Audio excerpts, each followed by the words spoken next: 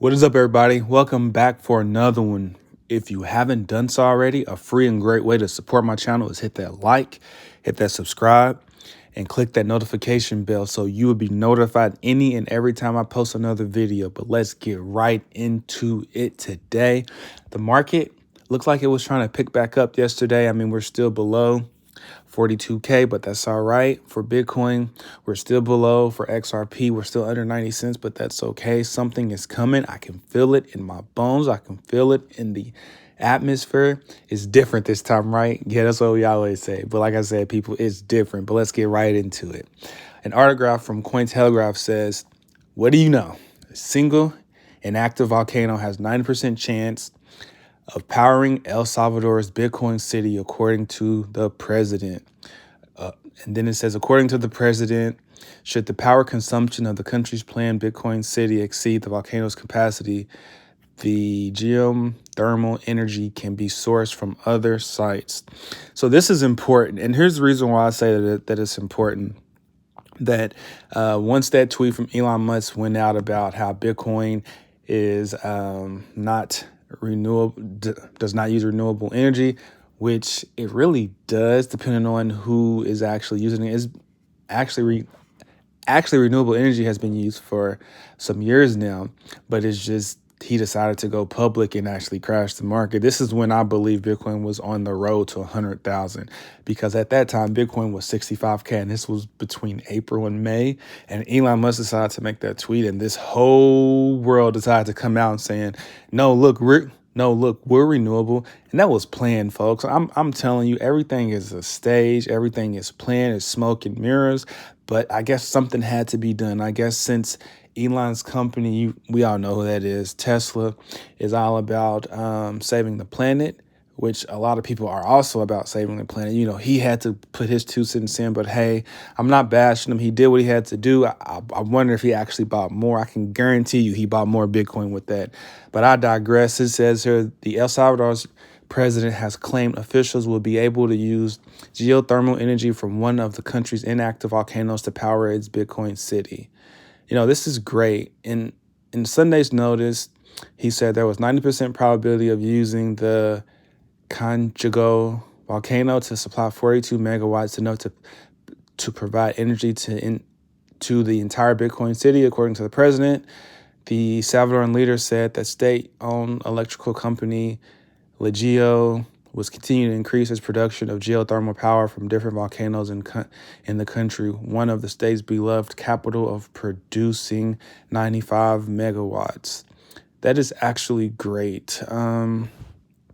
It's just that when people hear about renewable energy, they think, oh, Bitcoin is doing too much. Yeah, right now you can power an entire country by Bitcoin's power by it being mined without renewable energy. I get that, but that's what makes Bitcoin so scarce. And before people attack me, I'm not a Bitcoin maxi. I'm not an XRP maxi. I'm not a Cardano maxi. I'm not an Ethereum maxi. Do I believe that certain cryptos have certain use cases, liquidity, and mass adoption? Yes, I do. But that doesn't mean that I'm going to just pick and choose whose sides I'm on. There's going to be times where I talk about XRP. There's going to be times where I talk about Bitcoin. There's going to be times where I talk about HBAR. I haven't talked about HBAR yet, but I will be talking about it soon. It's just, I don't really pick and choose my cryptos. Whatever's out there, whatever's going on, I'm going to talk about it, good or bad. And I do think that this is actually good for Bitcoin, because this shows the governments across the world what Bitcoin can do, and how people all around the world can actually use Bitcoin, and how it can just be more than just a asset that takes up a lot of energy. The actual energy can actually be reduced. And I'm super excited about this nation because, I'm super excited about El Salvador, because they're doing a lot of things that other countries need to do, even though the IMF strongly says, no, hey, stop doing that. Don't do that. But that's what happens when you get a millennial leader We don't care what the older generation says. We will listen to the older generation. We will respect the older generation. But at the same time, we're still going to do our thing because we know at the end of the day, technology is going to be around until the end of time. So why not adopt with technology and move with technology instead of being afraid of technology and being afraid of new assets? I mean, this asset's been around for over 10, 11, 12 plus years. This is not going anywhere. Like, it's not going anywhere. But then it goes off by saying the president aims for Bitcoin City to become a fully functional city with jobs in tourism, construction, commerce, and in engineering. Residents will reportedly pay no capital gains, income, property, or payroll taxes. This is great because this is another thing. There's so many Bitcoin cities and so many crypto cities that is actually evolving that's going to have no taxes. I can guarantee you, people are going to flock to these cities. There's one that's going to be over in Africa. There's one that's going to be in El Salvador. There's just there's going to be citadels. It's going to be absolutely insane. I wanted to touch base on that, but we're going to move straight over. But it's just so here's the thing, when people actually create wallets and whatnot, right? Because El Salvador created a wallet for people to get their Bitcoin so they can see how useful Bitcoin was. Well, now, words going around that that the CBDC wallet tops mobile app store charts in China. And this is crazy because China was actually one of the first. And I will say China is leading in this. And I hate to say that because the US is supposed to be the leader in technology. But right now, we are not the leader. And it's actually getting really scary. And I hope someone from the SEC or from the government is listening, because I'm letting you know, like, this stuff is happening. It's happening quick. You may be doing stuff behind closed doors, but that's great now. But you got to tell the people something, because right now, the pilot version of China's official digital yuan wallet app has become the most downloadable app in local mobile app stores. And this is scary. This doesn't mean it's the end of the world for the US. This doesn't mean it's the end of the world for everybody. But I can say that it's the end of the world for technology and technology-wise. And I say that because the SEC is too busy stifling innovation in XRP, right? And Ripple. They known for, 7+ years that XRP was in the open market, secondary market, being bought, sold, trade, doing whatever. But now you do this lawsuit that I believe is coming to an end soon. End of discovery is 14th, and something happens on January 19th. I don't really remember, but Ripple recently filed a motion to strike about the lack of clarity. I do believe they're going to win that. That doesn't necessarily mean that they're going to win the lawsuit, but I do know that something will happen, just because if the judge grants Ripple lack of fair notice, and that does not necessarily mean that they win that case at that moment, but it does give Ripple the upper hand. And I'm super excited to see what's going to happen about that. That's why I say that the U.S. is running behind, because it's just, while they're trying to get money from other blockchain companies, other countries and nations are moving forward with CBDCs, and they're not looking back. It says that the official digital wallet app that was released as pilot version to be used in select cities has still managed to top the App Store charts in its first week. Developed by the Digital Currency Research Institute of the People's Bank of China, PBOC, the app became available for download on Chinese Android and Apple app stores last Tuesday. The app is still in experimental phase, and it's only accessible to select individuals. And that's another thing. When people say it's only for selectable resources, that means that the elite people who want to test it out to make sure their money works, to be able to send money back and forth to each other, they want to test that first to see if it works. And once that happens, I can guarantee you the testing's already done. They're just waiting to hit the release button from that last client that they actually are allowing to use this app. And once it's over, I can guarantee you it's going to be game over. It will be game over. And by that time, I wonder if the U.S. is trying to time it to see what they're going to do with XRP. I really do. But then it goes off by saying the app ranked 43rd on Hawaii's mobile store on Monday, jumping to 10th spot in a day. And pretty much after years for development, China started digital yuan policy in April 2020 and has since become a pioneer in central bank digital currency. I want to say after this CBDC made, there was then talks for the Bohemian digital dollar, literally right afterwards. So they wanted to jump on board, and now they're on board. It says here, to the point where the country plans to enable CBDC payments at the 2020 Winter Olympic Games. So the U.S. still has time. No, actually they don't, because the 2020 Winter Olympics Games in Beijing actually starts next month. So something needs to happen between now and next month for the U.S. for us to not be behind, because this CBDC, China's planning on taking over the CBDC market, and it's really important that the U.S. does something. And of course, at the end of the article, it says the digital yuan even became a topic of debate for several United States senators, which it should, who have signed a letter using Olympic officials to forbid American athletes from using the digital yuan during the event. So here's the thing: if you're going to forbid somebody to use the digital yuan, then that means we need to create the digital US dollar and the digital US dollar soon. If not the digital US dollar, we need to create something that's actually going to help us be a part of this new ever-changing world, i.e. XRP, cross-border payment using RippleNet, for ODL, we just need something, folks. We just need something. But that's what I got to say about that. I mean, it is what it is. People are going to do what they want to do. That's what happens when we don't have a millennial government, or some parts of people being millennial in the U.S. government. Stuff like that happens.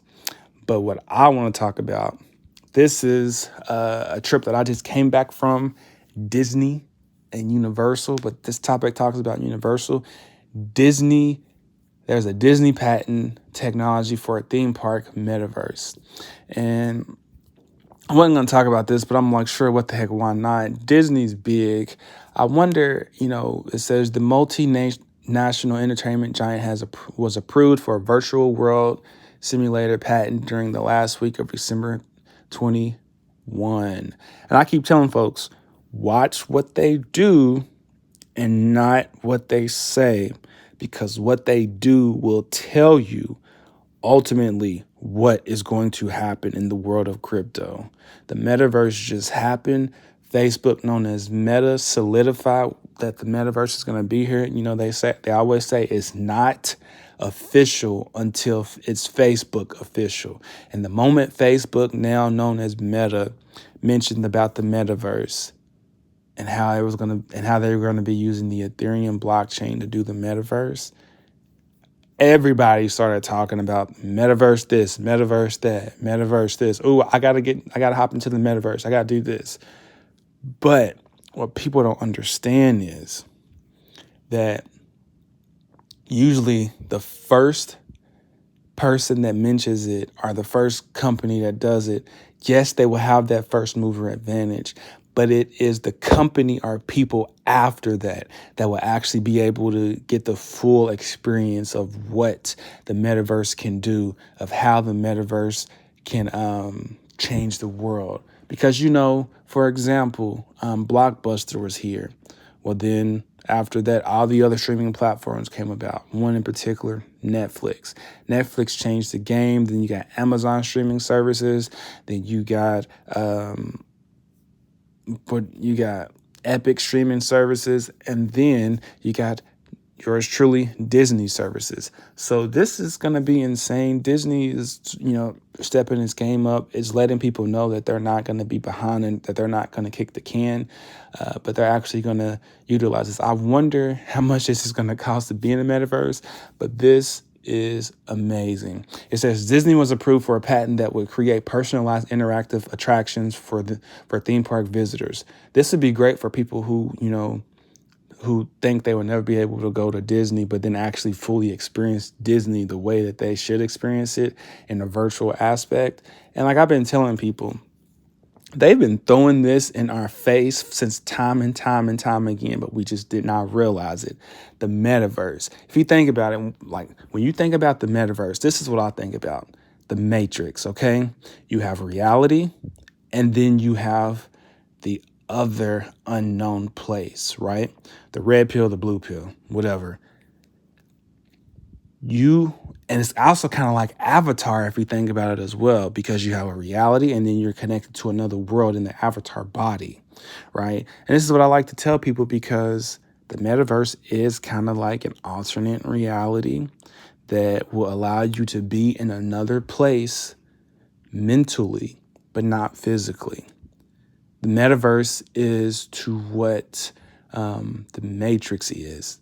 The metaverse is to what Avatar is. And it's going to be insane, folks. It says here the technology will facilitate a headset-free augmented reality attractions at Disney theme parks. That's just like when you plug those cords up into your spine, into your back for Avatar. For Matrix, just like when you plug that headset into your head for Avatar, it's the same thing, folks. They've been telling us the metaverse is coming without telling us the metaverse is coming. I'm telling you, it's crazy. It says the tech world would be tracking visitors using their mobile phones and generating and projecting personalized 3D effects onto nearby physical spaces, walls, and objects in the park. The entertainment giant was approved for a virtual world simulator in a world venue patent on December 28th. The metaverse is here, folks. The metaverse has largely been imagined as existing on the internet, assessed using virtual reality or headsets. However, the technology proposed by Disney would bring the metaverse to a physical world. This is not the first time Disney has indicated its interest in the metaverse. I'm telling you, like, it's here. Like this, the Matrix is the metaverse, folks. The Matrix is the metaverse. And people think that I'm crazy when I say that, but if you really think about the aspects and the characteristics of what the metaverse is, how do you get to the metaverse? Do you want to go to the metaverse, or do you want to be in reality?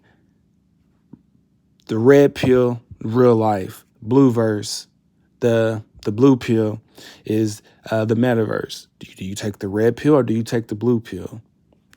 It's that simple, folks. They told us back when, what was it, 1994? They told us this was going to happen. So, and those don't believe me, but you know what? Just do your research and just understand that the metaverse is the Matrix. The metaverse is the Avatar land. But I digress. That's just how I think about it. That's what I'm going to say. But this tweet by Cryptic Buddha was really insane to me. I wanted to talk about this. You know me, I have to talk about XRP any way that I can. But, when I talk about the metaverse, I just get into my zone and talk about it. But we're going to move straight over to this tweet. This was a tweet from David Schwartz about XRP, about how Ripple and how XRP are going hand to hand. And I just thought this was neat before I let you go. It says, there isn't a fast settlement without XRP, just fast payments. When you use RippleNet but don't use XRP, the actual money has to move using either the traditional correspondent banking system or using a partner like Earthport that maintains nostro-vostro relationships. This is significantly slower and more expensive than instantaneous automatic settlement with XRP. Once a partner is using RippleNet, there is no technical obstacle to them using XRP to settle and get speed, cost benefits. So the more banking partnerships, the more payments, and the more payment corridors that can switch to faster, cheaper settlement with XRP, the instant the liquidity is available. So I'm saying that, and I switched over to that because when people are using the metaverse, they're going to have to use something that's going to be quick payment, quick settlement, quick whatever you want to call it. Once everything gets connected the way that it gets connected, I do believe XRP is going to be part of the metaverse. I believe it's going to be an instant part of the metaverse since people are not there physically.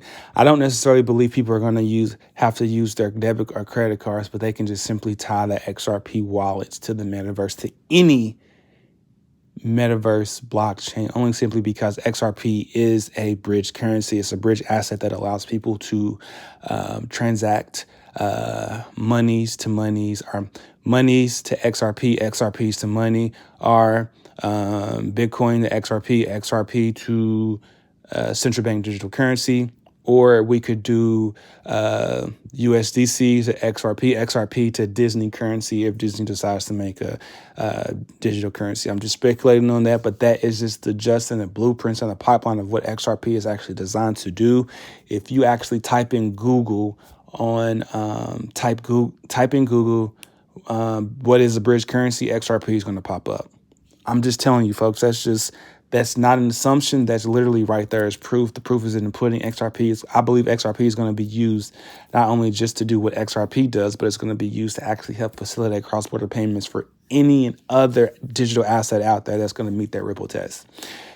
That's it, folks. That's all I'm going to say. That was a great tweet from Cryptic Buddha. I'm going to actually give him a follow once this video is over. But if you stayed this long, please make sure you hit the like and the subscribe button and click that notification bell so you'll be notified any and every time I post another video. As always, stay focused, stay locked in.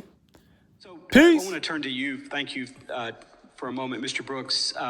If you were king for a day and you were going to tell us, here's what you need to do to structure the regulatory framework, in a minute and 39 seconds, tell us what that would look like. I mean, I can barely introduce myself in a minute and 39 seconds, Congressman.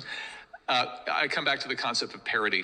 I don't know why we believe that incumbent institutions are risk-free and anything new is highly risky. So if I have a platform built on a blockchain that is doing lending, I don't know why it's so hard for us to say that can participate in our banking system. If I decide that XRP is a security, why won't we let it list on a US exchange? The problem is we treat crypto assets differently from all other assets. And the answer is just recognize them for what they are. These are assets that represent some underlying activity. It could be a network, it could be an application. They have a value that people are willing to buy and sell at. Let them in. That would be my message.